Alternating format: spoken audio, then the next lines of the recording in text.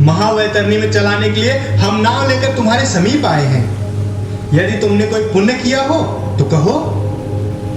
हे प्रेत, तत्व के वेत्ता मुनियों ने दान को वितरण कहा है। अहो परलोक के यात्री, यमराज के बल और यम के दूत हैं हम, जिनके बल को तू नहीं जानता है। और यमराज दंड न दे ऐसा यज्ञ नहीं कहता है। मेरे पांच तुझसे निकले।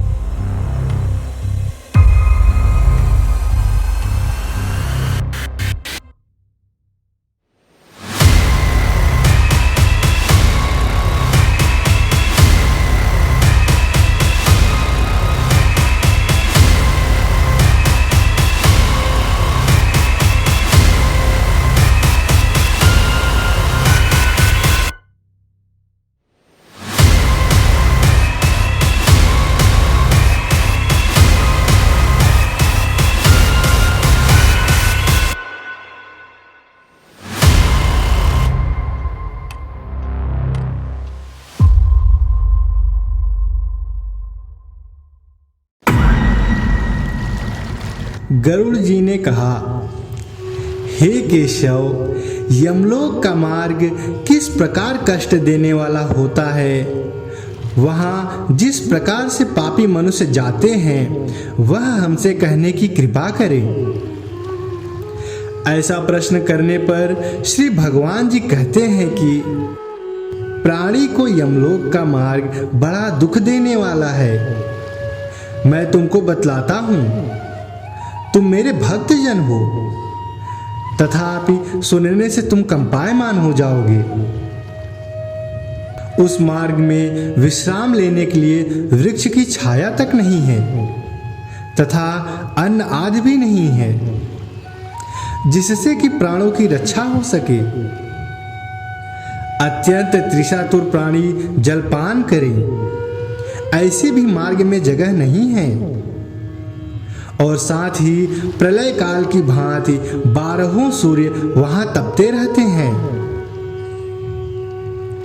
उस मार्ग से जाता हुआ पापी मनुष्य कभी शीतल वायु से पीड़ित होता है तो कभी कांटों से तथा महाविषधर सर्पों से आवेष्टित हो जाता है।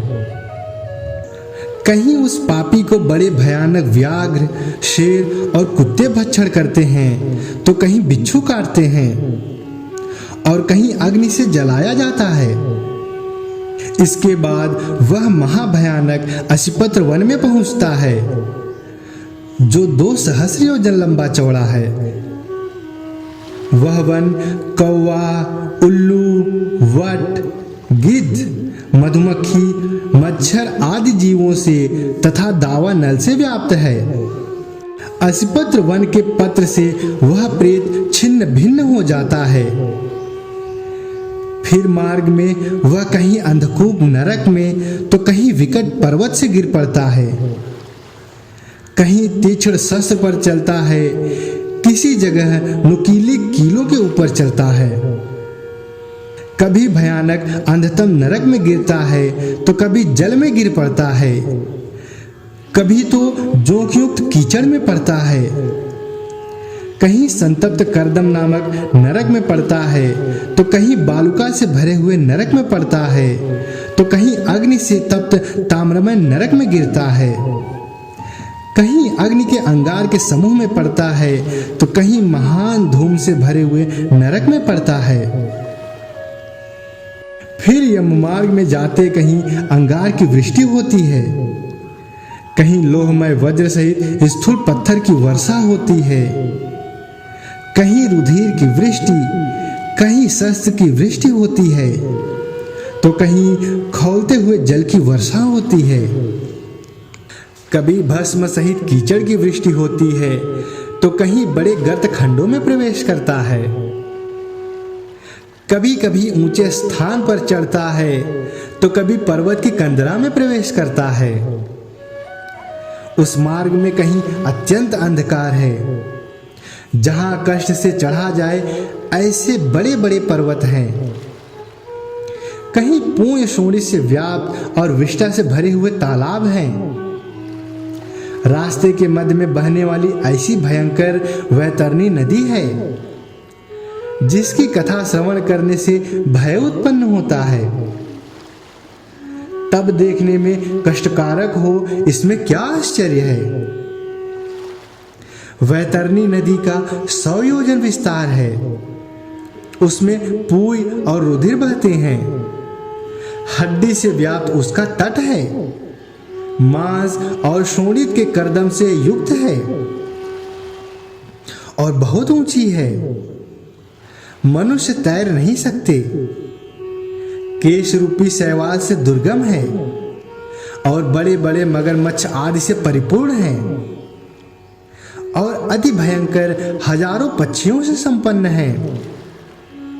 ऐसी नदी पापी प्राणी को देख ज्वाला तथा धूम युक्त दिखने लगती है, जैसे लोहे की कढ़ाई में अग्नि से तपा हुआ तेल या घी ज्वाला से व्याप्त होता है। उस नदी का नाम हे गरुण वैतरणी कहा है। वह सुई के मुख वाले भयानक कृमि से व्याप्त और वज्र जैसी चोंच वाले महागृद्ध वायस आदि से वेष्टित है। शिशुमार, मगर, जलुका, मत्स्य, कच्छ तथा और भी जलचर जीवों से वह व्याप्त है। उस प्रवाह में गिरे हुए बहुत से पापी प्राणी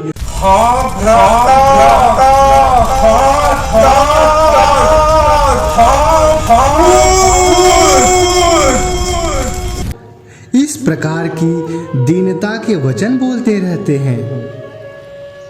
क्षुधा अतिशा युक्त होकर वे उस नदी के रुधिर को पीते हैं। वह नदी फेन तथा रुधिर से व्याप्त हो बहती है।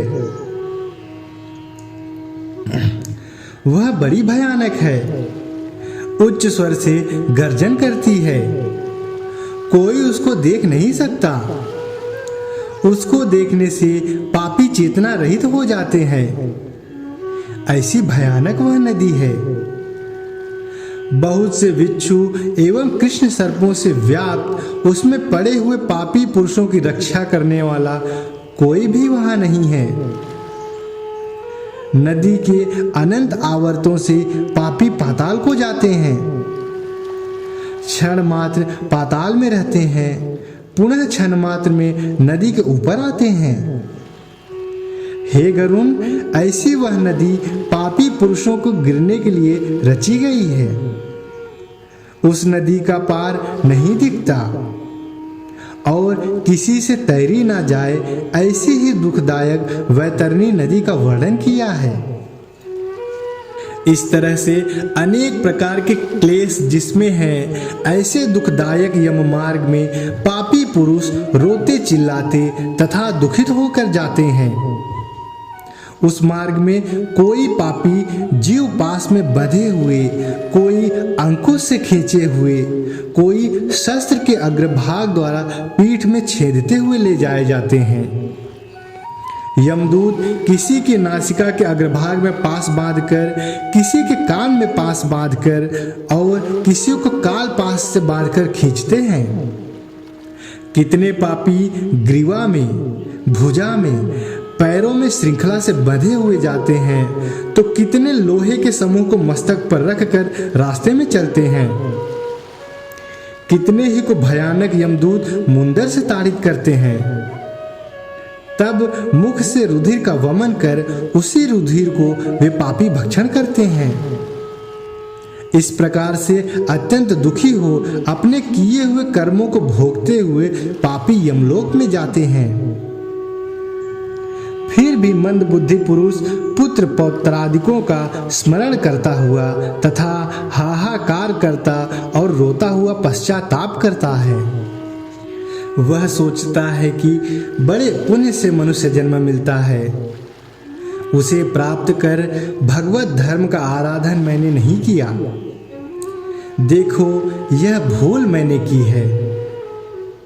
दान, अग्नि में हवन, तप, देवताओं की पूजा, विधि विधान से तीर्थ की सेवा आदि नहीं की। हे जीव, तुमने निंदनीय कार्य किए हैं, अतः अब तुम अपने किए हुए दंड मार्ग को भोगो। इस प्रकार आत्मा आत्मा को संबोधन कर उपदेश करता है। हे जीव, ब्राह्मणों की पूजा, गंगा जल का पान, सत्पुरुषों की सेवा, परोपकार आदि भी नहीं किया। हे जीवात्मन, तुम्हारे किए कर्मों के फल तुम ही भोगो। पशु पक्षियों के लिए वन में वापी, कूप, तड़ाग आदि नहीं खुदवाया, और गौ, ब्राह्मण की वृत्ति के लिए कुछ भी धन खर्च नहीं किया। अतः हे जीवात्मन, तुम अपने किए कर्मों को भोगो। अन्नदान नहीं किया और एक दिन में एक गौ तृप्त हो उतना भी तृदान नहीं किया। स्नान, संध्या, जप, होम, स्वाध्याय और देवता अर्चन आदि नहीं किए।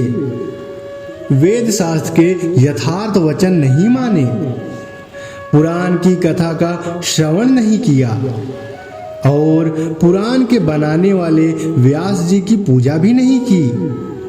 इसलिए हे जीवात्मन, अपने किए हुए कर्मों को भोगो। तुमने स्त्री जन्म धारण कर स्वामी का हित नहीं किया, प्रिय वचन भी नहीं बोली और पतिव्रत धर्म से विच्युत थी। किसी दिन गुरु का सत्कार भी नहीं किया। इस कारण हे जीवात्मन, अब किए हुए कर्मों को तुम भोगो। धर्म बुद्धि से तुमने पति की सेवा नहीं की, पति के मरने के बाद सती भी नहीं हुई, विधवापन प्राप्त होने पर तप भी नहीं किया। इसलिए हे जीवात्मन, तुम अपने किए हुए कर्मों को भोगो।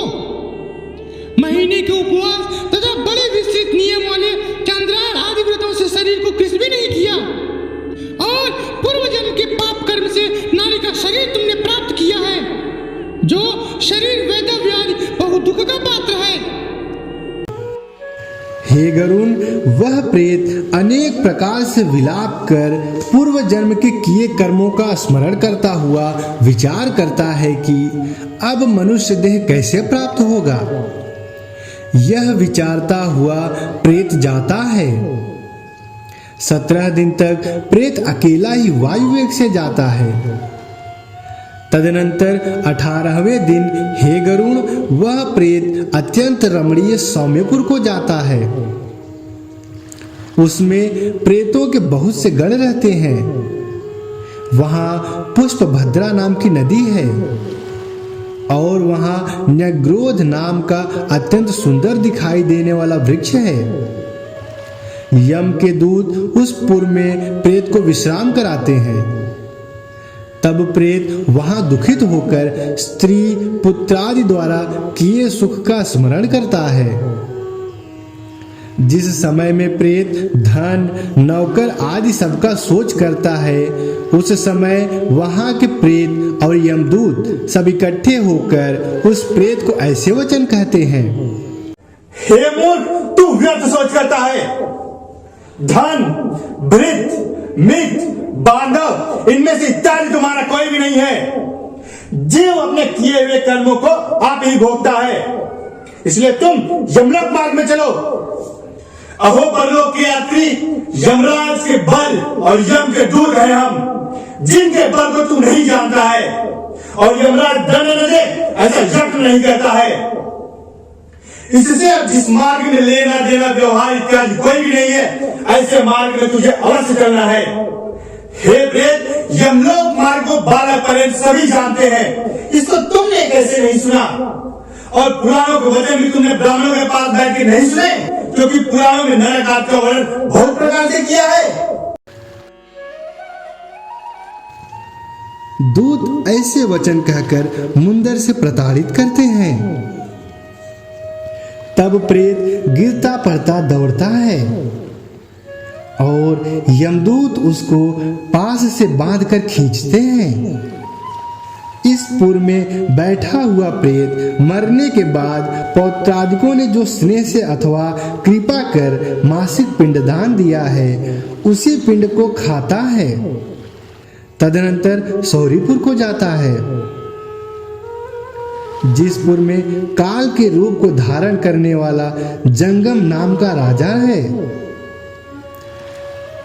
जिससे प्रेत भयभीत हो विश्राम चाहता है। उस पुर में प्रेत के पुत्रादिकों ने जो त्रैपाक्षिक पिंडदान किया उस अन्न जल को भक्षण करता हुआ आगे जाता है। तदनंतर प्रेत जल्दी से नगेंद्र भवन जाता है। वहां भयानक वन है, जिसको देख वह बड़े दुख से रोता है। निर्दयी यमदूत के पास से खींचा हुआ प्रेत 2 मास में रोता हुआ जाता है। वहां बांधवों के दिए हुए द्वितीय मासिक पिंड, जल और वस्त्र को भोग यमदूतों के पास द्वारा आगे जाता है। तीसरे मास में गंधर्वपुर को प्राप्त हो त्रैमासिक पिंड को गंधर्वपुर में भोग आगे चलता है। चतुर्थ मास में शैलागमपुर को जाता है। वहां प्रेत के ऊपर बहुत से पत्थर बरसते हैं। वहां चतुर्थ मास के दिए हुए पिंड का भोग कर किंचित सुख को प्राप्त हो वहां से 5वें महीने में क्रौंचपुर को जाता है। वहां पंचमासिक पिंड को भोग कर आगे क्रूरपुर को जाता है। 5.5 मास के बाद न्यून षाण्मासिक होता है।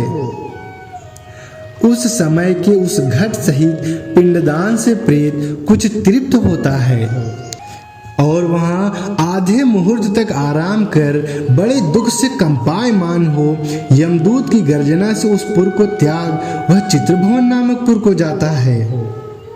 वहां यमराज का छोटा भाई विचित्र नाम वाला राजा राज्य करता है।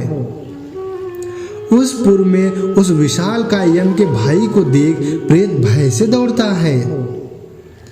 तब नाव चलाने वाले उस प्रेत के सामने आकर कहते हैं कि महावैतरणी में चलाने के लिए हम नाव लेकर तुम्हारे समीप आए हैं। यदि तुमने कोई पुण्य किया हो तो कहो। हे प्रेत, तत्व के वेत्ता मुनियों ने दान को वितरण कहा है, इसलिए इसका नाम वैतरणी नदी है। यदि तुमने गौ का दान दिया हो तो यह नौका तुम्हारे समीप आएगी। बिना दान यह किसी के पास नहीं आती है। ऐसे वचन सुन प्रेत हाहाकार शब्द करने लगता है। हा दैव, मैंने दान नहीं दिया। ऐसी नदी को देख प्रेत भयभीत हो विलाप करता है। जिसने गोदान नहीं किया ऐसे पापी जीव वैतरणी नदी में डूब जाते हैं। तब जैसे मांस सहित मछली फंसाने वाले कांटे में फंसाकर मत्स्य को खींचते हैं, उसी प्रकार उस प्रेत के मुख में शूल छेद कर उसको आकाश में रहने वाले यमदूत वैतरणी नदी के पार ले जाते हैं। तदनंतर षाण्मासिक पिंड को भोग कर वह आगे चलता है। फिर भी मार्ग में अत्यधिक क्षुधा युक्त होकर विलाप करता हुआ जाता है। 7वें महीने में ब्रह्मपदपुर को जाता है। वहां पुत्रादिकों के दिए हुए 7म मासिक पिंडदान को भोगता है। उस पुर को लांघ कर दुखद नामक पुर को जाता है। उस मार्ग में अवलंब रहित पक्षी की तरह चलता हुआ प्रेत महान कष्ट को प्राप्त होता है। वहां 8वें महीने के पिंड भोग आगे जाता है। 9वां महीना पूर्ण नानाकृंद नामक पुर को जाता है। उस पुर में नाना प्रकार के जीव अत्यंत दारुण भयानक शब्द करते हैं। उनको देख वह शून्य हृदय से आप ही दुखी हो रोता है। यमदूतों की गर्जना से वहां भी प्रेत उस पुर को छोड़ बड़े दुख से 10वें मास में सुतप्त भवन को जाता है। इस पुर में पिंडदान को भोग 11वां मास पूर्ण होने पर रौद्र नामक पुर को जाता है। उस पुर में पुत्रादि के दिए हुए पिंड को भोग 11.5 महीने में पयोवर्षण नामक पुर को जाता है। उसके बाद शिताढ़ नामक नगर को जाता है। उस पुर में हेम से 100 गुणाधिक महान शीत पड़ता है, जिससे शिताढ़ उसका नाम पड़ा है। उस पुर में प्रेत शीत द्वारा दुखी तथा क्षुधा युक्त हो चारों दिशाओं की ओर सोचता जाता है। मेरे पांचे तुझसे निकरे मेरे पांचे तुझसे निकरे मेरे पांचे तुझसे निकरे। तब यमदूत बोलते हैं कि तुम्हारे ऐसे पुण्य कहाँ हैं जो कोई तुम्हारे दुख को मिटाए। उस पुर में वार्षिक पिंड को खाकर वह प्रेत कुछ धैर्य धारण करता है। तदनंतर 1 वर्ष व्यतीत होने पर यमलोक के समीप बहुभीत नामक पुर में जाकर पिंड से उत्पन्न हुए हस्त प्रमाण देह का त्याग करता है। हे गरुण, इसके बाद अंगुष्ठ मात्र वायु रूप जीवात्मा कर्मों को भोगने के निमित्त यातना भोगने के योग्य शरीर को धारण कर यमदूतों के साथ यमलोक को जाता है। हे गरुण, परलोक के निमित्त जिसने दान नहीं दिया वह कष्ट से तथा दृढ़ बंधन से बंधा हुआ यमलोक को जाता है। उस यमराजपुर के 4 दरवाजे हैं।